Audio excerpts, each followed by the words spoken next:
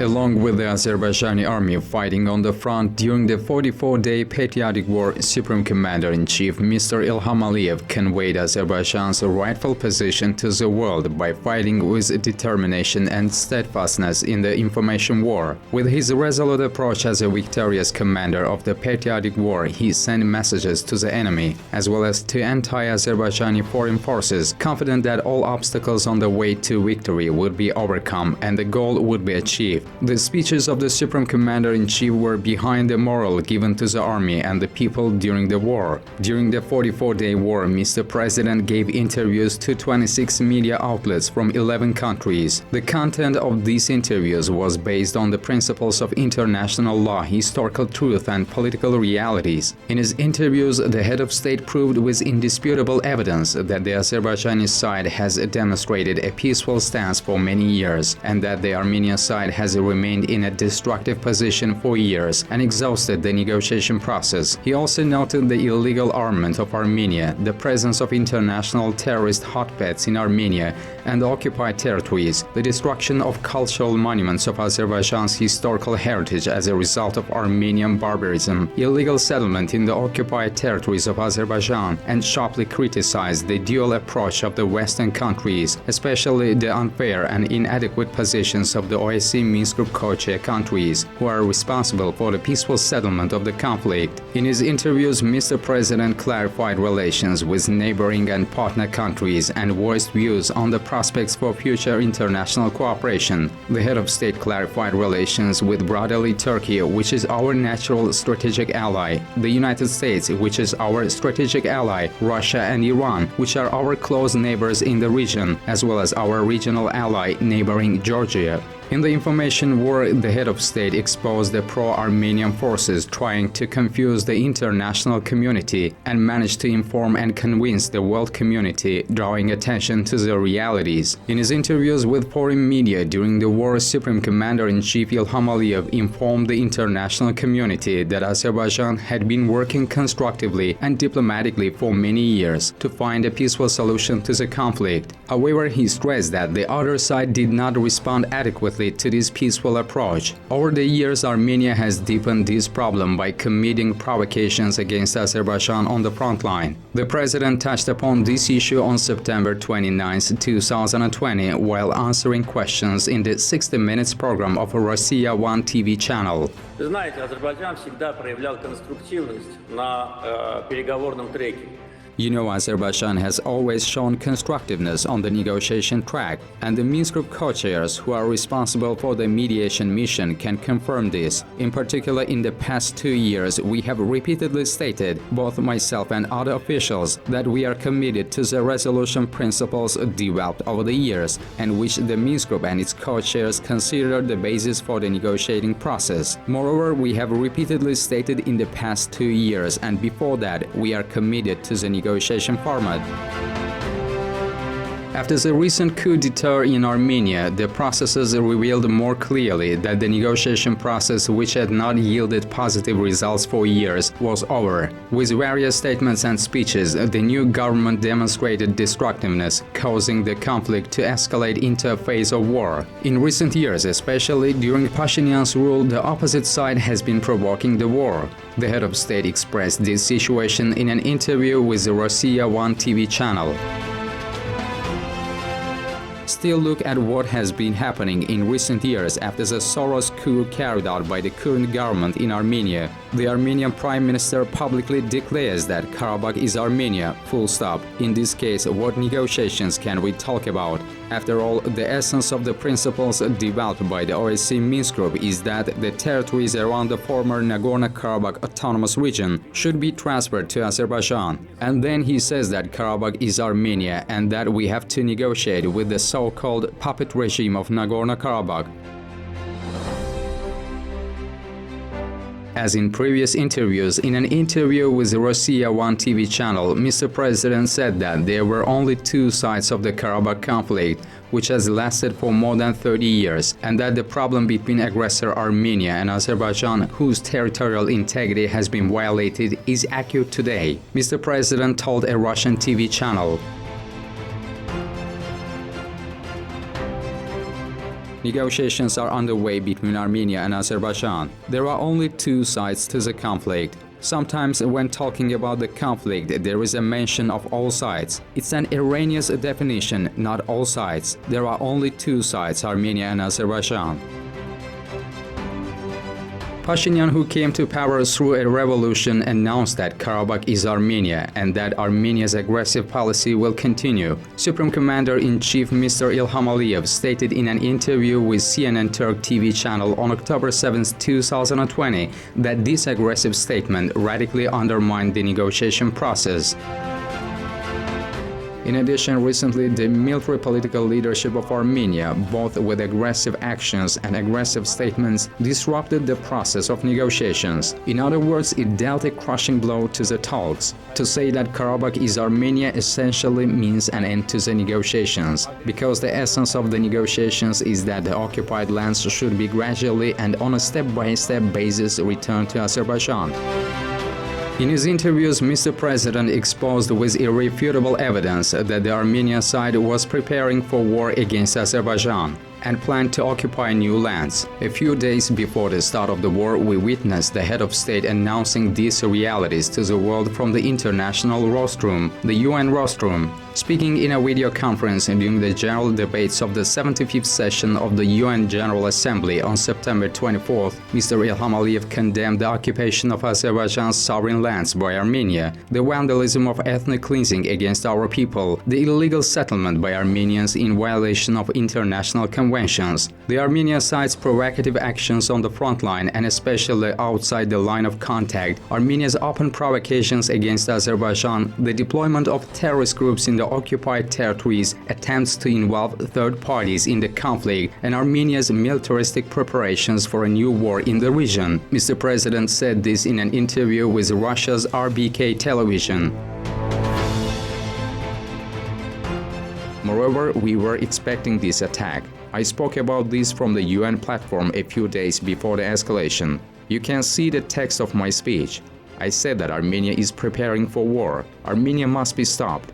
There were many arguments in favor of that. First of all, the Armenian defense minister's statement he made in America last year, when he said that Armenia was preparing for a new war for new territories. Then Pashinyan's comments such as Karabakh is Armenia and so on. Further provocative actions in the form of Armenians' demonstrative settlement from Lebanon to Shusha, which is a war crime. Moreover, the Azerbaijani people's insult by holding the so-called swearing-in ceremony in Shusha, in fact for the first time in the entire existence of the occupation regime there, an attempt to move the parliament of the so-called Nagorno-Karabakh Republic from Khankendi to Shusha, and much more. All this was a provocation against us. Then came July, an unprovoked attack on military positions, and we lost 4 servicemen. Supreme Commander-in-Chief later voiced these views in an interview with Russia's Rossiya 1 TV channel. Not so long ago, speaking at the UN General Assembly, I openly said that Armenia was preparing for war, and it must be stopped. In July, they launched an armed attack on our settlements along the state border. It is far away from the conflict zone. 1 civilian and several servicemen were killed then.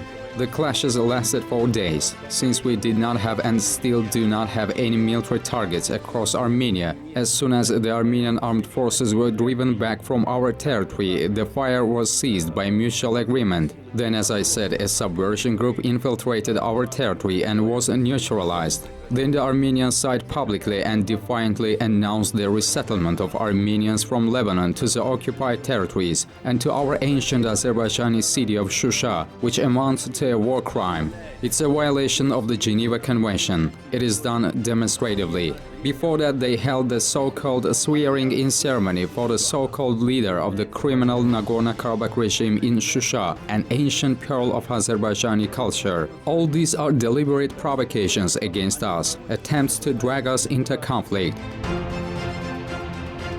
In every interview, Supreme Commander-in-Chief fully stated that the operations of the Azerbaijani army on the front line were carried out in full compliance with the international legal system. He stated this rightful position of Azerbaijan in an interview with German ARD television on October 31, 2020.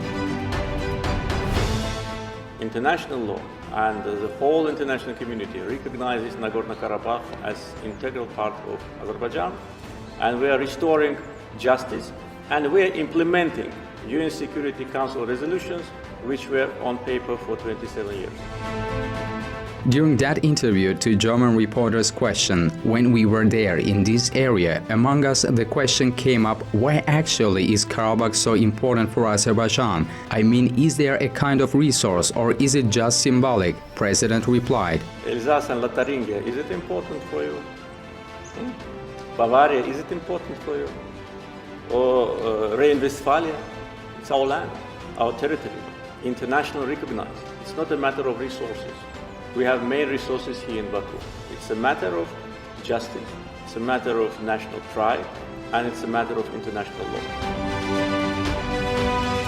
With this, the head of state proved how high the moral values of the Azerbaijani people are. In an interview with the Italian La Repubblica newspaper, Mr. President said that our people have national honor and dignity, and the heroic spirit of our people has never faded throughout history. He stressed that our people have shown an example of perseverance and steadfastness in the chaotic and panic actions of Armenians against the Azerbaijani civilian population. The head of state said this in an interview with an Italian newspaper.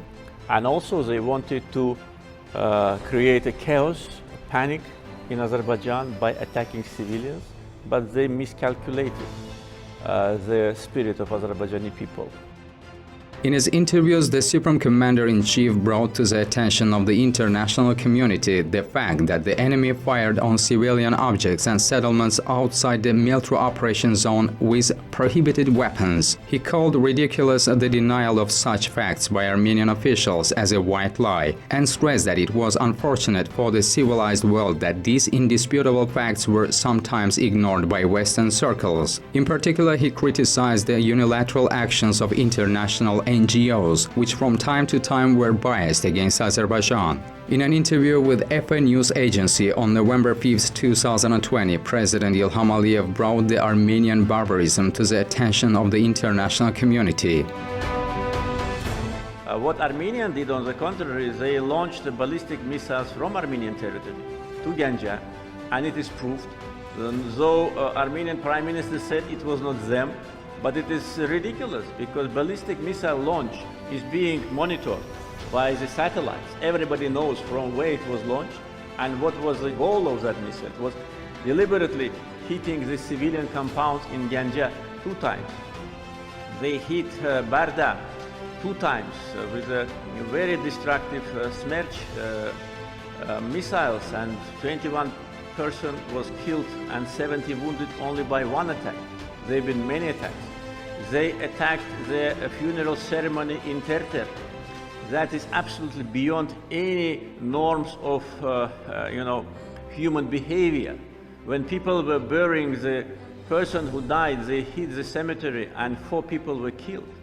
And the cluster bombs which they used have been verified by international media and NGOs. In an interview with Fox News, the head of state expressed confidence that the civilian objects and the population of the opposite side were never targeted during the military operations, noting that the Azerbaijani side is experiencing it intensively. We do not attack civilians. After Armenian brutal attack, act of terror against the city of Ganja with ballistic missiles where dozens of people have been killed, we publicly said that we will take revenge, but on the battlefield. We do not attack civilians, we do not attack religious sites. What happened to the church in Shusha was either a mistake, and I already publicly commented on that, or it was done by Armenians themselves in order to put a blame on us. In his speeches, the head of state stressed that the enemy aimed to provoke the opposite side by treacherously firing on civilian objects and houses outside the war zone from the territory of Armenia, he told Haberturk. The reason for this treacherous attack by Armenia is that they are trying to expand the geography of this conflict and involve the Collective Security Treaty Organization of which they are a member. This is why they bombard Azerbaijani lands, civilians, and provoke us to retaliate. But as I said, our revenge will be on the battlefield. We never take any action against civilians. All our goals are military. In his interview, the president openly criticized the wartime activities of Amnesty International and Human Rights Watch, which were biased against Azerbaijan. And I'm sure that the first who reported about that were international media who visited them, and Amnesty International and Human Rights Watch. They just didn't have any other option rather than to acknowledge that. But the question is why they didn't come in the first place to Azerbaijan. Why they were only working on Armenian side. Only after international media, Western media, showed those cluster bombs which Armenians use, then these two NGOs confirmed that. It is good that they did, but frankly speaking, I cannot imagine how they could not confirm it, because when it's obvious. In an interview, the president of Azerbaijan openly criticized the ineffective work of the Minsk Group, which has been responsible for resolving the conflict for years, and the double standards of international forces and the UN on the principles of international law. In this regard, on October 2, 2020, in an interview with Al Jazeera TV channel, he expressed his critical position. Minsk Group, which was created in order to facilitate to find a solution, already is in activity for 28 years and also without any result. Therefore, the main reason is, as I said, the position of Armenia.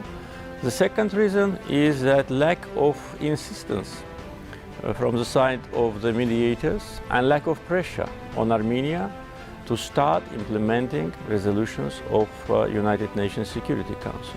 On many occasions I raised this issue and was saying that international sanctions must be imposed on Armenia to force them to comply with resolutions and to start liberation of our territories. In that interview, the head of state saw the reason for the protracted conflict in the non-implementation of UN resolutions. There is not enough practical pressure on aggressor. And here we see the contradiction between international law and what is happening in reality. So such an open ignorance of the norms and principles of international law by Armenia should be a good indicator that international law doesn't work, or it works selectively. In some cases, as you know, Security Council resolutions are being implemented within days, if not hours. But in our case, it's on paper for so many years. Mr. President criticized the indifference of international organizations to the policy of settlement in the Azerbaijani lands illegally occupied by Armenians. Unfortunately, no one ever reacted to this. The Minsk Group, the European Union or the UN. The destruction of Azerbaijan's historical heritage, the destruction of our cultural, historical and religious sites, the change of place names, the change of our region's administrative boundaries, the change of the names of our mountains, rivers and cities.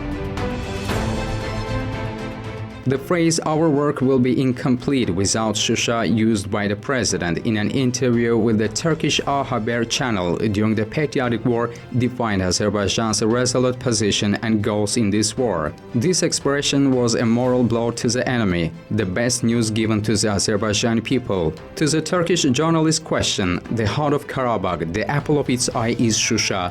The Azerbaijani people are waiting for news about Shusha. Inshallah, are you heading for Shusha? The Supreme Commander-in-Chief gave the perfect answer. İstikamet her taraftir.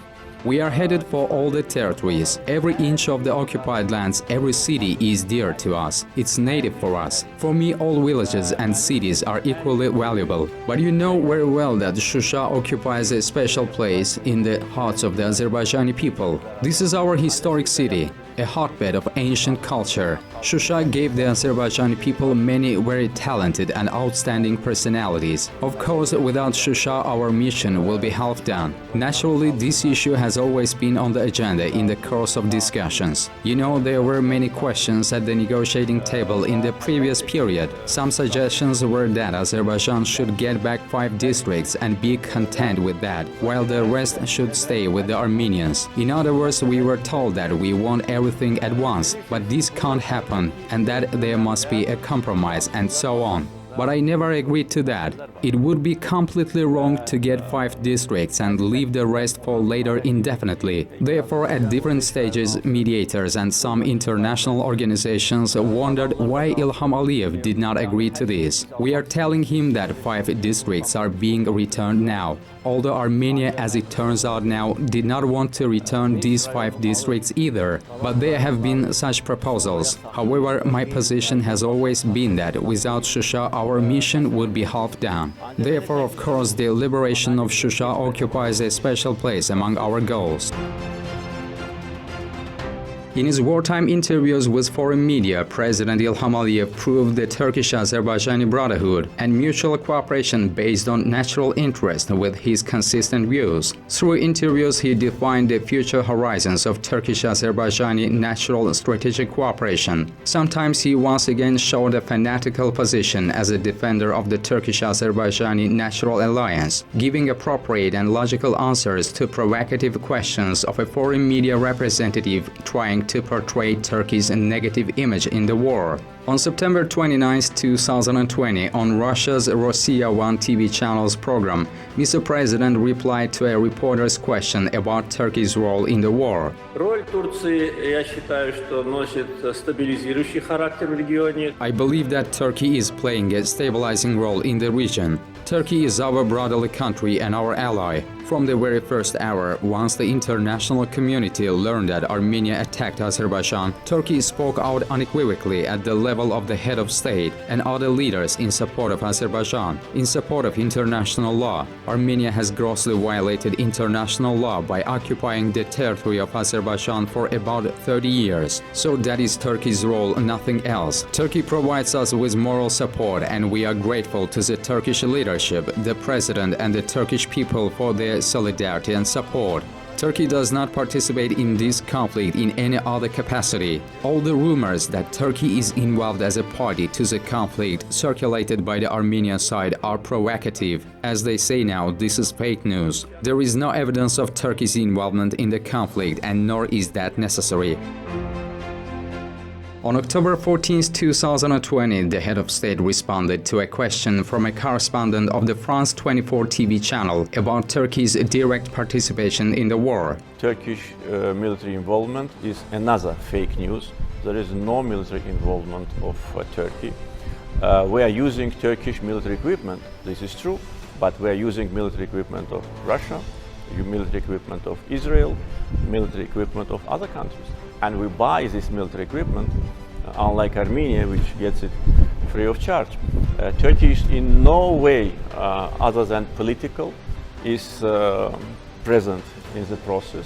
In an interview with CNN International's Connect the World program, the president gave a more concise and decisive answer. Yes, there is Turkish equipment. There are no Turkish forces. In an interview with the Turkish A Haber TV channel, he said, "The false information invented by the Prime Minister of Armenia is intended to mislead the international community. Of course, we receive only moral and political support from Turkey, Pakistan, and other fraternal countries." In an interview with the Turkish TRT Haber TV channel on October 5, 2020, the head of state, referring to the Turkish-Azerbaijani friendship, said that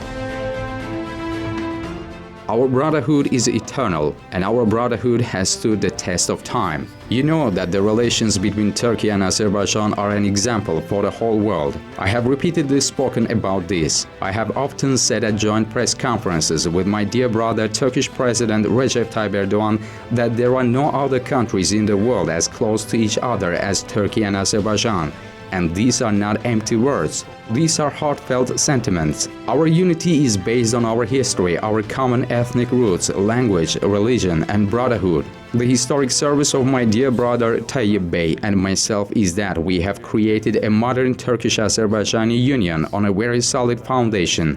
Turkish flags have been present everywhere already in Azerbaijan, and Azerbaijani flags are everywhere in Turkey. We are not separate from each other, we are together. These events have once again shown that Turkey was the first to support us unequivocally and decisively. The Turkish president's very bold and resolute statements were a warning to many countries countries. Stay away, do not interfere. Azerbaijan is not alone, Turkey is next to it, and Azerbaijan is always with Turkey. We support each other in all matters, across all platforms, and our unity must last forever. Bütün kürsülerden biz birbirimizi destekleyirik ve bizim birliğimiz ebedi olmalıdır. To the question of the CNN Turk TV channel's correspondent, wherever we were in Baku or cities in the conflict zone in Tatar, we saw the flags of Turkey everywhere, next to the flags of Azerbaijan. What would you like to say about this? The president replied. Bu aslında her zaman böyleydi. Çünkü Türkiye bizim için In fact, it has always been this way, because Turkey is not only an ally and the closest country for us. Turkey is a fraternal country for us, just like Azerbaijan is for Turkey. The flag of Turkey is a native flag for us, as native as the flag of Azerbaijan. This answer was another acknowledgement of Victoria's Supreme Commander-in-Chief İlham Aliyev's love for the brotherly country. In an interview with the Turkish Habertürk TV channel on October 13th, answering questions about the full settlement of the Nagorno-Karabakh conflict, the head of state touched upon the issue of Turkey's place and role here and expressed his firm and principled position. This issue cannot be resolved without Turkey's participation here. Everyone should understand that, he reiterated in the same interview. Who can say that Turkey is not in the process? If there is no Turkey, then why are you saying this? Turkey is there and will do everything possible to keep it this way, because this issue cannot be resolved without Turkey's participation. Everyone should understand this. The unity of Turkey and Azerbaijan brings stability and peace to the region, because our intention is to secure our interests. Turkey plays a very important stabilizing role in the region and in the new geography today. In an interview with Turkish NTV television on 15 October, Mr. President reiterated his firm position on Turkey's future participation in the post-war peacekeeping mission by saying that, "Therefore, our position is that Turkey must be there. The status is already a technical question. De facto, Turkey is already present. Turkey must and I'm sure will play an active role in this issue." ümid edirik ki tez bir zamanda masa arkasında bu mesele çözülsün ve Türkiye mutlaka bu işlerde faal rol oynamalıdır ve eminim ki oynayacaktır. In an interview with Russia's RBK television channel on October 10th, President İlham Aliyev once again touched on the position of brotherly Turkey and expressed this role openly and decisively. The active and unequivocal position of the Turkish leadership, personally its president and other officials during the escalation, essentially prevented third countries' intervention in this conflict. Therefore, I believe that Turkey's role is extremely positive, and it should play an even more significant role in our region, including the settlement of the conflict. Поэтому я считаю, что роль Турции исключительно позитивная. In an interview with BBC News on 9th of November, during the war, to the question of journalists, we have seen that Armenia has already gone to Russia and said, "What are you prepared to do? Do you see a day when you would be asking Turkey to become more involved?" We witnessed the sharp, principled answer of the country's leader. I don't want to look too far ahead because it will depend on the situation on the battlefield. It will depend on Armenia's behavior and on other countries' behavior, because on many occasions I said that we're against internationalization of the conflict. We asked all the countries, neighboring countries and not neighboring countries, to stay away from this conflict. We are fighting on our land, internationally recognized. So this is our position. And I think that what is happening now will continue, so there will be no need for any kind of military involvement of Turkey. But with Turkey, many years ago, we signed a document which provides also military support in case of aggression. So we have more or less the same format, a legal basis like Armenia and Russia have with Turkey. So if Azerbaijan will face an aggression, and if Azerbaijan will see that the Turkish military support is needed, then we will consider this option. In the interviews, the head of state expressed Azerbaijan's wise political position, touching on the prospects of cooperation with neighboring and partner countries both during the war and in the post-war period. In addition to sending a message of gratitude to the countries that supported Azerbaijan's just position in this war, he openly condemned the countries and forces that unjustly defended Armenia or indirectly supported the enemy front based on a unilateral position without compromising on justice. In his interview during the war against the statements of French President Emmanuel Macron that Azerbaijan together with Turkey brought terrorists to the region and Azerbaijan wants to conquer Nagorno-Karabakh and we will not allow it, Mr. Ilham Aliyev reaffirmed his position and reiterated Azerbaijan's just position to the world community. In an interview with TRT Haber on October 5, 2020, the president said in response to this absurd statement of the French president that Nagorno-Karabakh is our land. How can one conquer its own lands? Doesn't the co-chair country know that the Armenians have illegally settled in these lands and destroyed all our historical sites, mosques and graves and razed our houses to the ground? Look at the images of Agdam and Fizuli. They keep pigs and cows in our half-destroyed mosques. This is an insult to all Muslims. Don't they see it? Therefore, the words Azerbaijan wants to conquer Nagorno-Karabakh and we will not allow that are unacceptable. This is why France is already excluding itself from this equal trio. We cannot remain silent. Və biz buna səssiz qalamayız. The head of state's response to the Turkish reporter's statement, "You invited French President Macron to apologize," was even bolder. Yes, of course, because he accused us. He threw things at us that weren't true. This is unacceptable for our country. Criticizing the unfair support of the French government to the Armenian side in an interview with CNN International on Connect the World program, the head of state stated the indisputable facts. French foreign minister is not concerned about Russia supporting Armenia with weapons free of charge. And he does not think that it is internationalization of the conflict. But when Turkey expresses legitimate political support, it becomes a concern. And I, frankly speaking, cannot understand that how one NATO country can act in such a way against another NATO country. The president categorically denied that mercenaries and terrorists were fighting on the Azerbaijani side, saying it was nonsense. In an interview with Russia's TASS news agency, he denied all these biased and baseless allegations, saying when it comes to terrorists, these are all baseless words. In an interview with the Turkish Habertürk TV channel, he revealed the following evidence of the involvement of terrorists and mercenaries. Besides, as for the participation of foreign citizens, let them look at Armenia and see how many terrorists there are there. There are PKK camps there. They also exist in Nagorno-Karabakh. After the liberation of this region from the invaders, we will destroy these camps too. So many foreigners are taking part in these battles against us today. The terrorists killed there have passports of Canada and Lebanon. Whether they are of Armenian origin or not is another matter. A citizen of another country has come here and is fighting against us. They are mercenaries. On October 26, the head of state again openly answered the question of the correspondent of the Italian Rai 1 TV channel against these baseless allegations.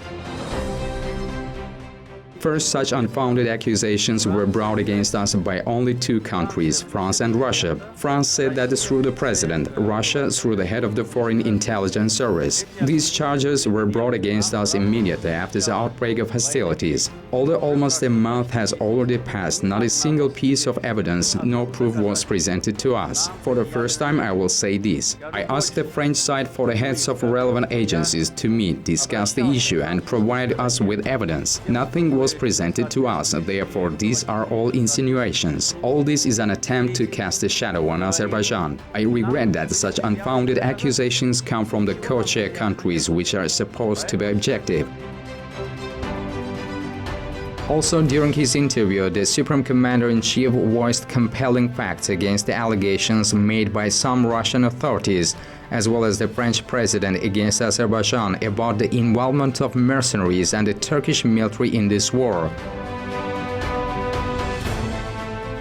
We do not talk every day about how many weapons are supplied from Russia to Armenia. We do not mention the fact that Armenia would not have lasted a day in the occupied territories without external assistance. Political support, military support, moral support, all these comes from countries that are supposed to stay neutral. Therefore, we strongly reject these insinuations. This is not necessary. We have 100,000 soldiers in the regular army. If necessary, we will announce general mobilization, which, by the way, we have not done, unlike Armenia. Therefore, this is all lies and slander. As for the participation of Turkish troops in operations, this is another lie. There is not a single piece of evidence. The Turkish F-16s are in Azerbaijan due to our joint military exercises on the eve of the conflict. We do not talk about the number of Russian MiG-29s and Su-30s are in Armenia. We do not talk about the fact that 5,000 Russian troops are stationed at the base in Armenia in Gyumri. According to our data, there are periodic weapons supplies of the Armenian armed forces from there. These are facts in contrast to what is being said about us. Therefore, I suggest that those who want to accuse us should first deal with their matters before jumping to such hasty conclusions based on false information.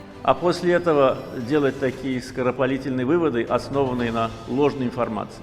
On November 5th, to the question of the correspondent of the Spanish FN news agency who asked Russia, Mr. Lavrov said yesterday there are nearly 2,000 mercenaries battling or combating in Nagorno-Karabakh. What do you say regarding this? We witnessed the president's bold and fluent answer. I answered many times to these accusations, these groundless accusations, and I frankly speaking regret that the high-ranking officials of the countries which are supposed to be neutral, which are supposed to be acting within their mandate, which was given to them by OSCE, use this, unverified, groundless, so-called information and rumors.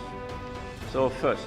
Second, we don't have any mercenaries. Many times I said about that. We don't need them. We have army of 100,000 fighters. We can recruit several times more if we announce total mobilization, which we don't do, unlike what Armenia did.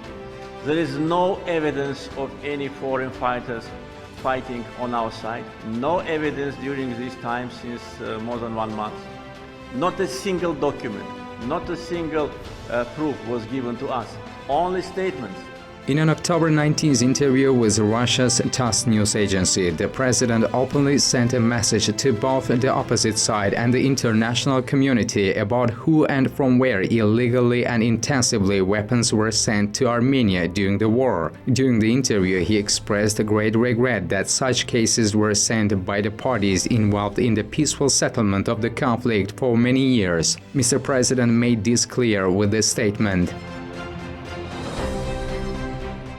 Not a single country is involved in the conflict on our side. There are no terrorists on our side. As for the opposite side, the Armenian side, we have conveyed to the Russian side our concerns that during the active phase of the confrontation, a huge amount of weapons has been transferred from Russian cities to the territory of Armenia. We have data, we have flight maps, we have the listing of weapons. All this was brought to the attention of the Russian side. This, of course, raises a lot of questions and bewilderment in our society. Therefore, the situation is like this. If necessary, we can also publish the list of supplies Armenia has received from Russia during this time, specify what transport vehicles were used to deliver them, and which airlines delivered them. These were mostly illegal supplies. We have officially applied to ICAO. The Ministry of Foreign Affairs of Azerbaijan has appealed to ICAO. We have provided information about the transport vessels of certain companies.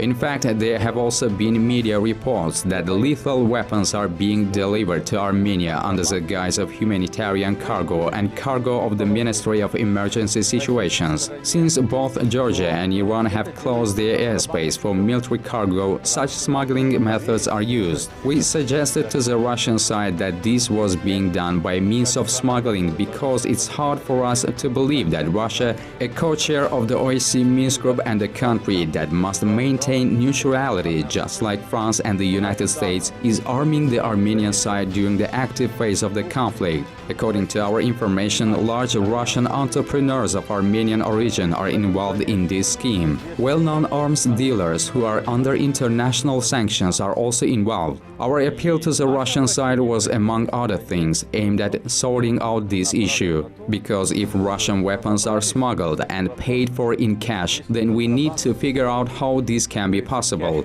These are the concerns we have, and our concerns are based on facts.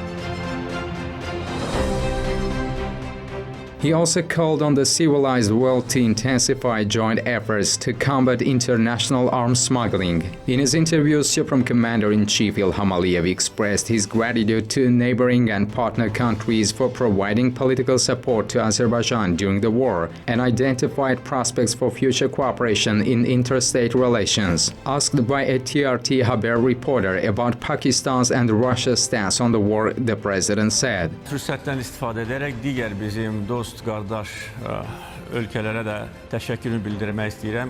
I would like to take this opportunity to express my gratitude to all other friendly and brotherly countries. After Turkey, the second country that supported us was Pakistan, followed by Afghanistan, and then several other countries. I thank each of them, the presidents of those countries. In this challenging period, their solidarity and support are essential for us and give us moral strength. Russia is our neighbor. Our relations with Russia are developing successfully. Today, the ties between Russia and Azerbaijan are at a very high level in many areas. Both countries view this relationship as a strategic partnership, which is confirmed by the joint agreements. Russia acts as a large and a very responsible country. Positive messages are coming from Russia, and support for any party is not an issue.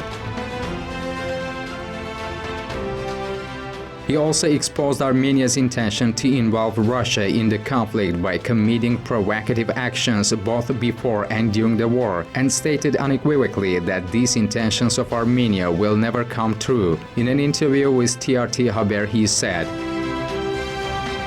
however, Armenia had high hopes for that. Armenia's goal in taking the conflict out of the region is to engage Russia. Why is Armenia currently attacking Azerbaijan from the territory of Armenia? Exactly to make a strike back so that they could appeal to the General Secretariat of the Collective Security Treaty Organization. They are a member together with Russia and other countries and say that Azerbaijan is attacking, come and help us. Why did they commit that provocation on the Armenia-Azerbaijan border this July? Tauz is located far from the Karabakh region. What goals did they have there? One goal was to make us launch an attack, cross the border, as I said. We had such an opportunity, and then ask the organization to come and fight with us against Azerbaijan. In other words, they want to involve Russia in this. It is yet another provocation, and I'm sure it will fail. Yani Rusya'nı bu işlere celbetmek istəyir və bu növbəti provokasyondur və mən əminəm ki, buna müvəffəq olmayacaq. In his interviews, Mr. President sometimes exposed and sharply criticized pro-Armenian circles, along with the French government, which mainly supported Armenia's policy of aggression. He openly and boldly condemned Russia, especially the forces from Russia that supported the enemy in various ways, and some circles of power. He noted that the end of the conflict, which has been unresolved for years, depends on Russia's political will. In particular, he expressed such courageous views in an interview with Russia's RBK television channel.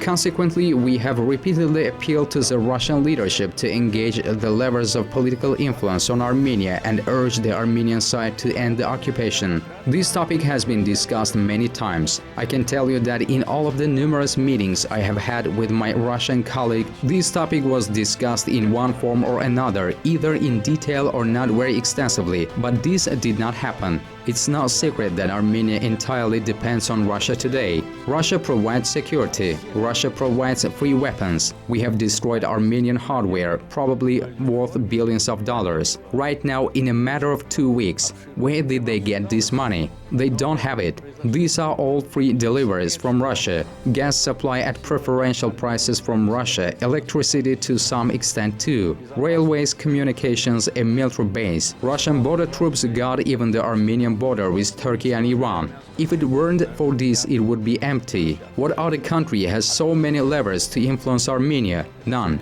And there are probably no other two countries in the world, one of which will be so utterly dependent on the other. Therefore, of course, I'm convinced that if there is persistence on Russia's part, given that we have changed the status quo, broken the line of contact and brought Yerevan to its senses, I think that Russia certainly has many tools to quickly convince Armenia that the only way out of this situation, and not only in terms of military confrontation, but also for the future of Armenia in general, is to find a solution together with Azerbaijan. In response to Russian journalist's question, when I walked around Baku, I saw a lot of Azerbaijani flags and slightly fewer but still quite many Turkish flags, but I did not see a single Russian flag. Does this mean that Russia's influence in Azerbaijan has decreased, or has the attitude of people in Azerbaijan changed towards Russia? Based on a logical and objective approach, the head of state said. When the Azerbaijani people are insulted, when the president of Azerbaijan is insulted on leading Russian channels, this of course doesn't add credibility to Russia. I brought this issue to the attention of the Russian leadership, not in terms of the fact that we are concerned about it. The Azerbaijani society and public opinion are shaped within Azerbaijan, but this may someday lead to certain difficulties in our plans. We have projects with Russia for the future development of cooperation. We are now actively working on 5 roadmaps for economic and other cooperation. But the information attack we encountered in the Russian media during this time of course caused great harm to the public perception of Russia. I think it will take time and effort to the leadership of both sides to rectify this situation. Я думаю, понадобится время и усилия руководства обоих сторон, чтобы эту ситуацию выправить. In response to the question of Al Jazeera television channel's correspondent, is Russian mediation acceptable for Azerbaijan in this political stalemate, the president clarified Russia's role in resolving the conflict, as well as conveyed a message to the other side by saying, if you are a mediator, you must be neutral, you must be a mediator. As I mentioned, the president not only commented on the attitudes and actions of countries such as Turkey, Russia and France, which were sensitive during the war, but also clarified the positions of global powers such as the United States and neighboring Iran and Georgia. In an interview with CNN Turkey, he expressed Iran's attitude to the conflict as follows. İran rəsmiləri Azərbaycanın haqq işini dəstəklədi. Iranian officials have supported Azerbaijan's just cause. A few days ago, Iranian officials said that the occupation must be stopped, the territorial integrity of Azerbaijan must be restored, and our IDPs must return to their native lands. This is a fair position. Bizim qaçqınlarımız, mültəcilər öz torpaqlarına qayıtmalıdırlar. Bu da ədalətli mövqedir. In response to the French Le Figaro newspaper, reporters question how is your relationship currently with Georgia, who is another Christian nation in the Caucasus region, the president clarified it as follows. With Georgia, our relations are excellent. We call each other strategic partners. Azerbaijan is first or second largest investor in Georgia and first or second largest taxpayer. I'm saying first and second because one year it's Turkey, another year it's Azerbaijan. And we have a trilateral format of cooperation between Turkey, Georgia and Azerbaijan. We had presidential summits, ministerial meetings, including defense ministers, foreign ministers, economic ministers. We have all our major transportation and energy communication going through Georgia. We have a big Azerbaijani community in Georgia, close to 300,000 people. Therefore, relations are excellent, and I think could be a good example. Like our relations with Turkey, our relations with Georgia, they are good examples of good neighborhood. And by the way, the fact that Georgia is Christian, Azerbaijan is Muslim, doesn't make any difference. We don't look at this region from this point of view.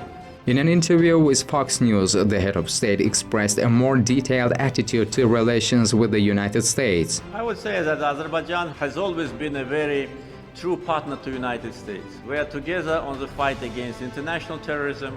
We are together in Afghanistan, and we keep our military servicemen in Afghanistan, thus providing the cost of our peacekeeping operations. We have important topic on our agenda as energy security. United States always strongly supported Azerbaijan's efforts to diversify its energy supply routes, and with the strong support of United States, we managed to complete important projects. Azerbaijan and United States have a very strong partnership relations, and United States considers Azerbaijan as a friend, and we are really friends. Therefore, it's in the interest of United States that there is a peace here, and Azerbaijan continues its path on the route of independence, strengthening the independence. In an interview with RBK, Mr. President said that among the many provocations committed by the Armenian side in the escalation of the conflict to the level of war, citing the facts of illegal settlement in the occupied territories. Illegal settlement, this is an international crime, a violation of the Geneva Conventions. Asked by a US Fox News correspondent about Azerbaijan's failure in the battles with the Armenian side in the early 1990s, Mr. President said, "We did not lose the war, we lost the battle.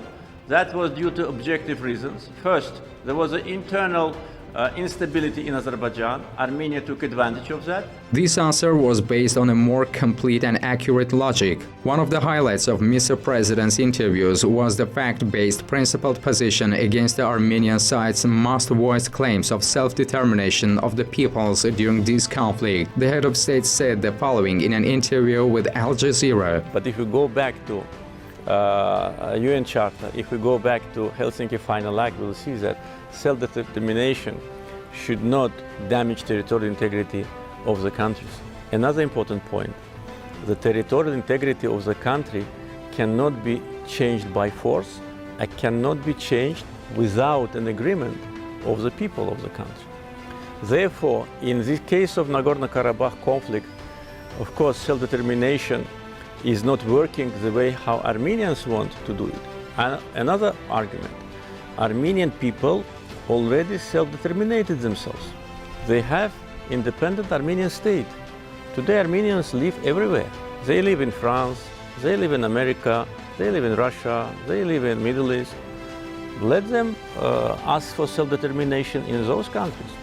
What would be reaction of authorities of those countries if Armenians would ask the land which does not belong to them and ask this land only because they now became majority?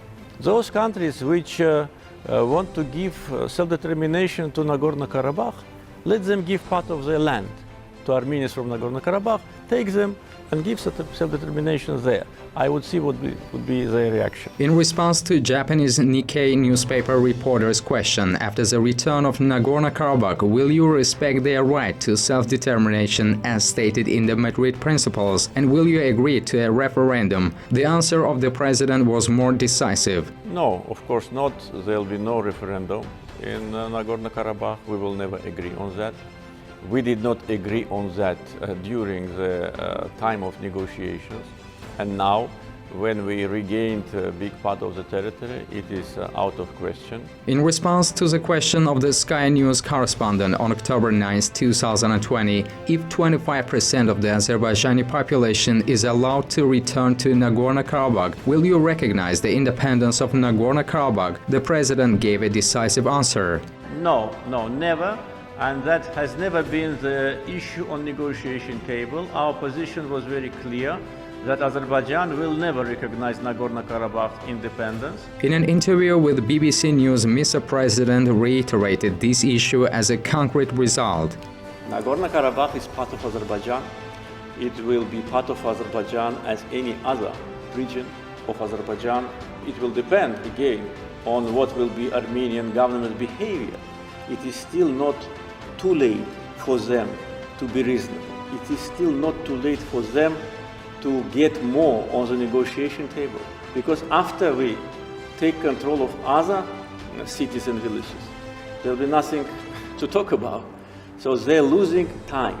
And if they behave reasonably, we can work on some forms of self-governance. We are not against it, but they should not violate territorial integrity of Azerbaijan.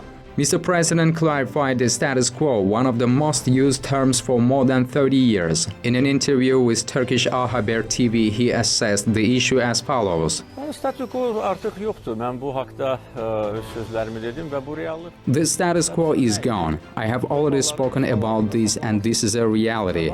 What was the status quo? It meant the preservation of lands under occupation. And this was despite the fact that 10 years ago the Minsk Group co-chairs made a very positive statement on this matter. It said that the status quo was unacceptable, but no tangible steps were taken afterwards. We have been waiting for a change in the status quo for 30 years to achieve this through negotiations, but that did not happen. Therefore, we destroyed it on the battlefield. In an interview with Turkish Haber Global Television, the head of state expressed this issue more harshly and decisively. Azerbaijan changed the status quo itself on the battlefield. The status quo is gone. The settlements and villages of Agdara, Fizuli, Cebrail, Hadrut have already been liberated. What status quo can we talk about now? None. Line of contact? It's gone. One of the most important points in Mr. President's wartime interviews was answering questions about the future of the region, the prospects of Azerbaijani-Armenian relations, the future coexistence and reconciliation of the Azerbaijani and Armenian peoples, the fate of Armenians living in Karabakh, demonstrating that Azerbaijan is a tolerant country with high moral qualities. In an interview with TRT Haber, the President said about the future relations between the two nations, "I hope that our peoples will be reconciled after the end of this aggressive policy." Clarifying the fate of the Armenians of Karabakh in an interview with Sky News, the head of state stressed. People of Armenian origin in Nagorno-Karabakh, they are hostages of a criminal regime which is there. They will, I'm sure, live side by side with us in peace and dignity after the war is over. In an interview with the Nikkei newspaper, the president reaffirmed these views. Those Armenians living in Nagorno-Karabakh are our citizens. Their security and rights will be fully ensured like the rights of other people in Azerbaijan. He also told the Nikkei newspaper that Armenia, which supports separatism, threatens the territorial integrity of states, incites international hostility and turns terrorism into a state policy, has no future as a state. And I hope to see the time when three countries of the Southern Caucasus will have cooperation. And without normalization of relations with Turkey and with Azerbaijan, Armenia has no future. In an interview with the Turkish Haber Global TV channel, the head of state conveyed Azerbaijan's resolute position and goals in military operations to the enemy and the international community as follows. Those who tell us to stop should know well we cannot stop. We do not want bloodshed either. But after that, a political process must begin. If the political process doesn't start, we will not stop. I said that we would go all the way to the end, but how? In military or political ways? This is another question. We want the military stage to end so that no blood is shed. There are no martyrs and we liberate our lands peacefully. Hərbi yolla yaxud da ki siyasi yolla o başqa məsələ. Biz istəyirik ki, hərbi mərhələ dursun, qan tökülməsin, şəhidlər olmasın və barışçıl yollarla öz torpaqlarımızı bərpa edək. We have witnessed the Supreme Commander-in-Chief expressing optimism about the future of the Armenian community after the war, as well as the future of the liberated territories. In an interview with the Turkish Haber Global TV channel, he said that the liberated territories, which was the victim of Armenian vandalism, would soon become a paradise. Biz orada şəhərlər quracağıq, biz orada həyatı qaytaracağıq. We will build not only roofs there, we will build entire cities, we will return life to these places. We must turn all this land into paradise. The nature there is already like paradise, and even though these lands were under the heel of the Armenians for many years, they will be reborn. Life, children's laughter and people's smiles will return there. The citizens of Azerbaijan will live on these lands with dignity. Thus, the logical burden of the 44-day war ended with the statement of our Supreme Commander-in-Chief, President İlham Aliyev, in an interview with Habertürk TV channel. They wanted to enter our territory and occupy new lands, but they suffered the consequences. As Mr. President once said, Karabakh is Azerbaijan, and an exclamation mark became a reality with the 44-day patriotic war and ended with the logical word, victory belongs to Azerbaijan.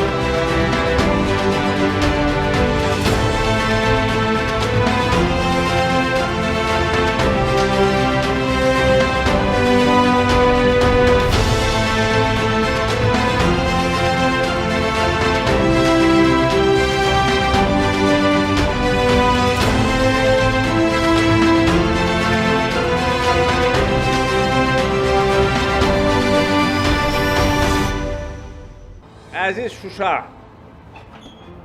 sən azadsan.